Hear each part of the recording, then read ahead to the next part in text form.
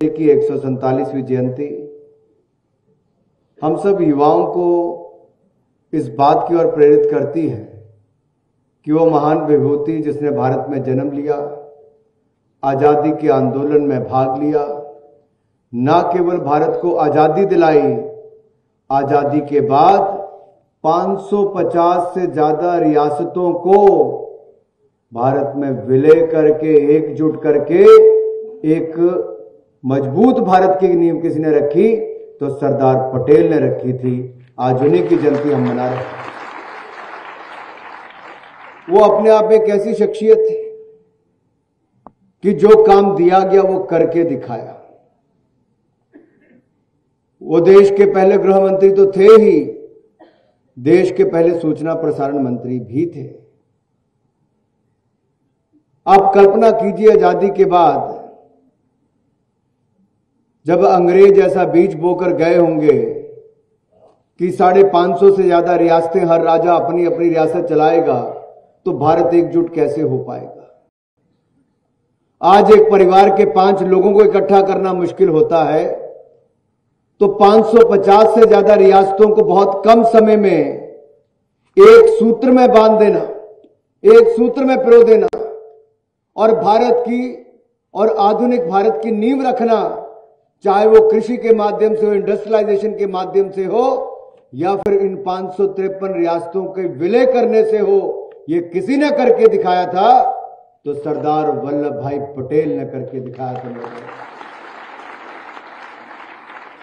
और आज माननीय प्रधानमंत्री जी जहां से कार्यक्रम कर रहे हैं, केवड़िया से, एकता नगर से, गुजरात का वो हिस्सा है जो बड़ोदरा से लगभग 1 घंटे की दूरी पर सरदार सरोवर डैम बनाने का काम वहां पर हुआ। देश का सबसे बड़ा डैम में से एक है।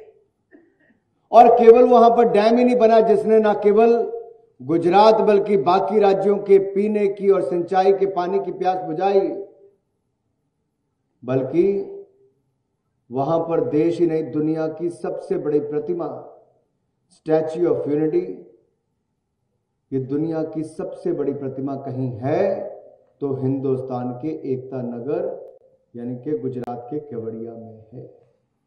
और आज वहां पर देश के लाखों लोग देखने जाते हैं और ये उतनी ही भव्य है, ये उतनी ही भव्य है जितना भव्य शख्सियत सरदार वल्लभ भाई पटेल जी की थी। प्रधानमंत्री नरेंद्र मोदी जी के 2014 में प्रधानमंत्री पद ग्रहण करने के बाद जहां एक उन्होंने कहा कि मैं प्रधान सेवक के रूप में काम करूंगा, मेरी सरकार गरीबों की होगी, पिछड़ों की होगी, वंचित की होगी, शोषित की होगी, पीड़ित की होगी, वहीं पर ही युवाओं को राष्ट्र निर्माण में लगाने में उन्होंने कोई कमी नहीं छोड़ी।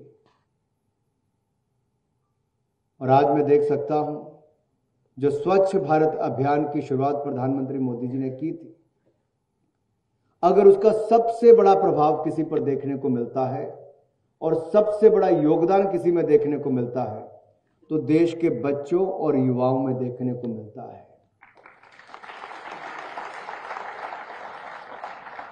बहुत बड़ा बदलाव है। छोटे छोटे बच्चे माता पिता को रोकते हैं कि सड़क पे कुछ मत फेंको।